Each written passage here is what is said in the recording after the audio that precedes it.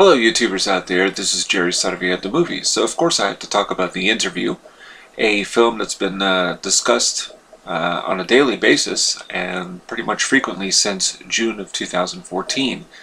And this film has...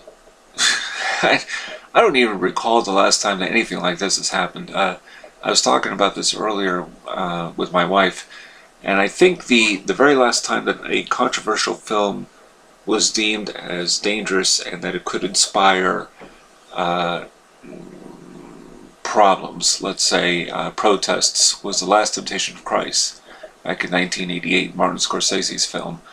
Um, and that did inspire some riots and protests, but nothing to the degree of this film, The Interview. And there is clearly a very strong difference between the two films, but I'll get back to that in a second. But there was a bombing in a theater at one time, I forget where, outside of the US, where The Last Temptation of Christ was shown.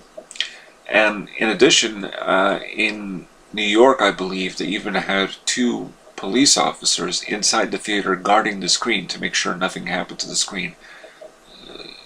I would often say that is a film to go see, because if it actually inspires two cops to, basically protect the movie screen, you got to see it.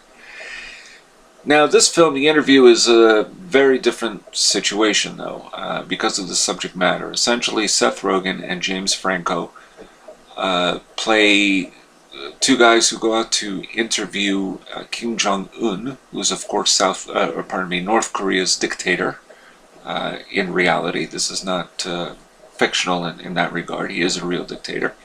And part of the plot of the film is that, in fact, what they're going to do is assassinate Kim Jong-un. The very problem that may exist with this plot, and it's not to say that I personally have a problem with it, although I could see the issue, particularly from North Korea's standpoint, is that we have to go back in time a little bit, and that's what we're going to do right now. In the United States, they did a film called The Death of a President, which came out, I believe, in 2006, 2007. And this was the film about what if President George W. Bush, W., was assassinated. Not just an attempt, but that if he was assassinated, what would happen to the country? And that was kind of the prognosis of that, or rather the plot of that picture. And I remember that a lot of critics, and understandably so, were taken back by the idea because George W. Bush is still living. And, taking him out, it's just this bad taste lingered with that story. With this one, I understand why, because of course Kim Jong-un is still alive, and it's possible somebody might, or if they haven't already, attempted an assassination on the man himself.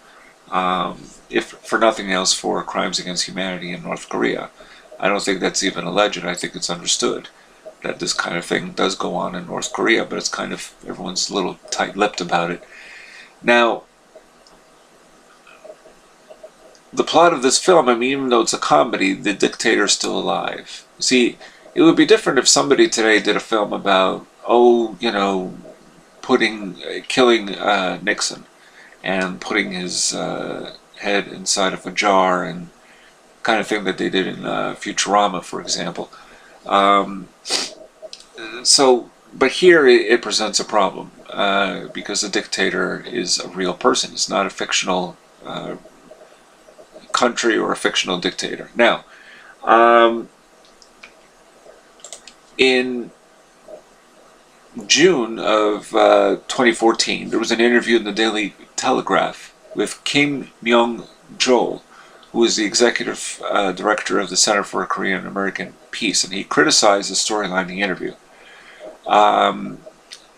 saying basically, and I quote, "shows the desperation of the U.S. government and the American society, and that a film about the assassination of a foreign leader mirrors what the U.S. has done in Afghanistan, Iraq, Syria, and the Ukraine." And now, then, the Korean Central News Agency in June 25th, state-run news agency of North Korea, which should tell you a lot right there, that they block a lot of what any media from the outside, they block from coming into North Korea, because there's so much mind control, if you like, of the North Koreans by this dictator. Anyway, he condemned the interview, and without making direct references to the film, the government promised stern and merciless retaliation if the film were to be released, stating that, and I quote, "Making and releasing a film that portrays an attack on our top-level leadership is the most blatant act of terrorism and war, and will absolutely not be tolerated." So let's just say they definitely did have a problem with this movie, North Koreans. So we cannot say that they wouldn't, and that this is not part of what's going on now. But the administration warned of a decisive and merciless countermeasure if the release of the film went ahead. Apparently, there was also a negative reaction provoked by the 2004 film Team America World Police, which featured Kim Jong-il, who's Kim Jong-un's father, as the antagonist. Now, that's pretty clear. Now, also, there's some other news here from a few months back, so we're leading up to what's going on now. On July 11th, the country's United Nations ambassador, Ja Song-nam, complained about the interview on the grounds that the production and distribution of such a film on the assassination of an incumbent head of a sovereign state should be regarded as the most undisguised sponsoring of terrorism, as well as an act of war. That's a direct quote from the United Nations ambassador of North Korea. Now, July 17th, the KCNA, Korean Central News Agency, made a direct call to Obama to have the film pulled, stating that our military and our people regard the supreme leader as more precious than their own lives, end quote. So, guess what? Those plans were not heeded, and they decided they were going to release the film on Christmas Day. And guess what happens? Sony Pictures, who helped to essentially make this film, they were hacked by a group that identified themselves as the Guardians of Peace. So this happened on November 24th. The group, believed to be of North Korean origin and acting in retaliation of the interview, leaked all kinds of nonsense. Internal emails, employee records, several future Sony Picture films, and by that I mean they actually, you could download them and watch them. I'm not going to, but Annie, for example, the new remake, Still Alice, and To Write Love on Her Arms. North Korea denied the involvement in the hack, and on December 8th there were more leaks that were published, including a message to pull the movie of terrorism, widely referred to the interview. Now, this goes even further. This was not just a matter of exposing Sony Pictures for who they are, particularly A.B. Pascal, for example, and Scott Rudin.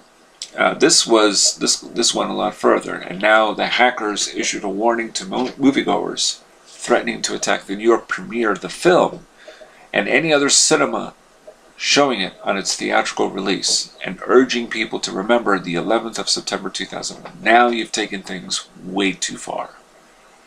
But then again, when we go back, we see what the Korean Central News Agency said, and it was clear this was going to be a problem if they decided to go with it. And the words act of war, I mean, this is just a comedy.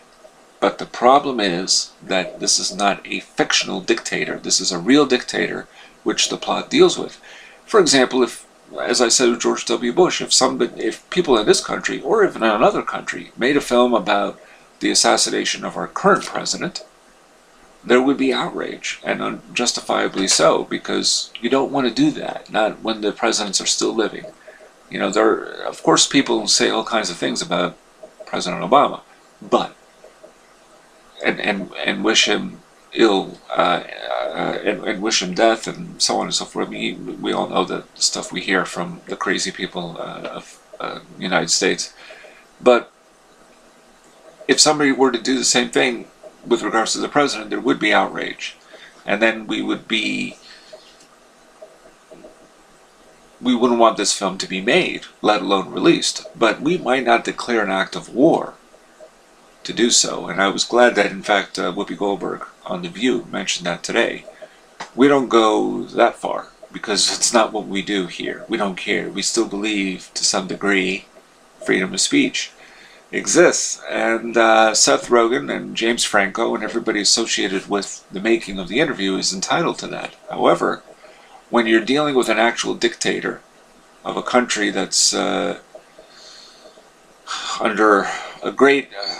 there's a real sense of control over the people, and you are not even insinuating, you're stating that the two characters should kill the guy. Because this was inspired by Dennis Rodman, the story of the film, because Dennis Rodman, as you all know, visited Kim Jong-il on a couple of occasions, and he was criticized for that. So here you have a comedy. So, you know, this is, I've never heard this kind of thing before. Not declaring an act of war. This is going way too far. It goes way beyond even what was going on in Last Temptation of Christ, because, yes, people took the character of Jesus Christ very seriously, as they do elsewhere, everywhere around the world, the depiction of Muhammad, which means you're not supposed to depict him at all in any films. So there is a lot of that. So anytime anyone crosses those lines, there's an issue. But here, we're dealing with an actual dictator. Love the guy, don't love him, hate him, whatever the case may be with Kim Jong-il, the last thing you want to do is this kind of a story. There was going to be a problem. It didn't strike me as the right thing to do. It could have been a fictional dictator. It could have been, you know, they could have, I mean, these guys are smart guys. They could have come up with some story that, even if it related in some way to North Korea, it was indirect. You know, they could have done that, and they chose not to. Now, I'm not blaming Seth Rogen or James Franco or Sony Pictures. They made the movie, they have to deal with it. But now they're pulling the film from release, and they're not going to show it on December 25th, or it seems at all. So, which is really amazing. But I think these hackers are not just hackers. They're not like the group Anonymous, which has hacked into many different agencies and so on and so forth in the past. This is a declaration of war. You know, when you're saying things could go as bad, if not worse, than 9/11. And, once again, the Korean Central News Agency and the government of North Korea stated as much, that there could be merciless retaliation. I mean, what does that mean? If that phrase doesn't apply to what's being said now, because Sony Pictures decided they were going to release the film and now they're not, in light of these threats, then they have to take it seriously. Do I believe North Korea is behind it? Yes, I do. I really think they are. I doubt there's any question about it based on those quotes from this past summer. But like I said, it's not like nobody's allowed to make the kind of movies they want to make. But this is asking for trouble, and I kind of figured it might, but it went further than anyone could have anticipated. So, yeah, I guess I will keep talking about this story for a little while, and I guess this film will remain unseen by everybody. I find it interesting today. I saw some moviegoers who were questioned in the streets by reporters. At movie theaters, they said, would you go see this movie? Yes, absolutely. Yeah, I mean, Kim Jong-il, bring it on. And I thought, that's not really, that's not the right response. This is a problem. This is an issue. And I'm curious to see where this goes. It's a fascinating story, but very troublesome. And whoever are these guardians of peace, they're hardly peaceful, that's for sure. So I'll keep talking about this story for sure. And anyway, this is Jerry Saravia at the Movies, signing off.